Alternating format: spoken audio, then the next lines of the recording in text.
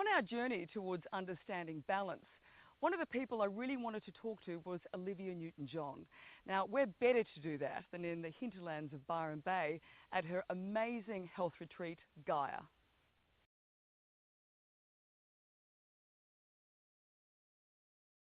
And I suppose for you, it's, I mean, you know, we're here talking about balance, which is really what's so important. And you have such a busy life still today. I mean, you've had to go on tour again through the States. How do you find the sense of balance? I appreciate that coming back here and taking a breath is part of that, but what's your recipe to finding balance for you? Finding balance for me is being in the moment and then taking that moment, even if I only have 10 minutes, to appreciate something and find beauty in something. And I find that if you stay present, then you don't worry too much about things all the time. I mean, there's a time to worry about things and figure out solutions.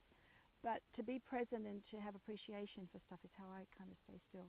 And my husband and I live in Florida the other half of the time if we're not traveling. And so we have the ocean, and so the ocean and nature. Nature really is really my healer.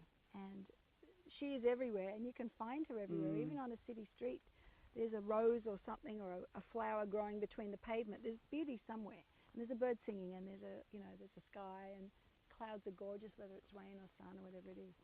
So I think that's how I find my balance. But you know, sometimes I get really, really tired, of course. So you just have to say, I'm going to lie down for an hour, or I'm going to go have a massage, I'm going to have a swim, I'm going to take that time for yourself. It's really important. Do you think that's what you've learnt, those to actually have that cut through? I think most women really suffer with saying no, and you know, they always put themselves last, and how hard it is to actually go, no, we're taking time out.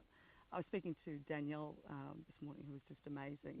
And fantastic teacher. Oh, brilliant. And she, gorgeous you know, woman. as you get older, she's really sort of... Stop. Sorry. Turn around. See, we're just embracing nature. It was a spider, but he's gone. He's just saying it's hi. Embracing the environment. He's saying hello. But the thing I loved about her is, as she was just sort of saying, you know, you get to a certain point in your life where you actually learn to say no. Has that been really hard for you? When did you figure that out? Yeah, it took a long time. I'm still learning it, but I'm much better at it now. I think in 92, when I had breast cancer, what you were just saying was really apparent to me then, is that as women, even then I was worried about the band. How's the band going to deal with if I have to cancel my tour? And how, you know, everybody else, I was worried about everybody else. And you just found out you got breast cancer. Hello. Yeah, hello. You've got to take care of you first. Yeah. It's like in an airplane when they say, you know, when the oxygen thing falls out, put it on the child first. I mean, put it on yourself first and then take care of everyone else.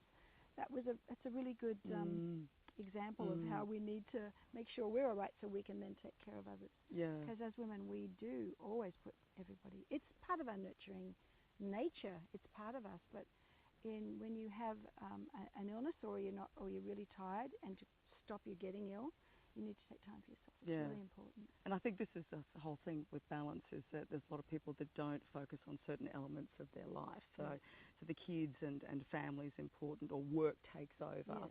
The physical side of it is important as well. I suppose that physical thing is because, you know, without your health, you're nothing, and you know that more than anybody.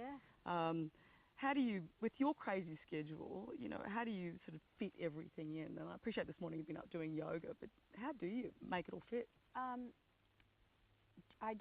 If I can't do it first thing in the morning, luckily enough, because I'm backwards because of jet lag, I woke up so early I could do yoga. That's perfect. But if I'm at home, if I'm in Florida right now, I will try and I'll go, today sometime I need to get on the treadmill.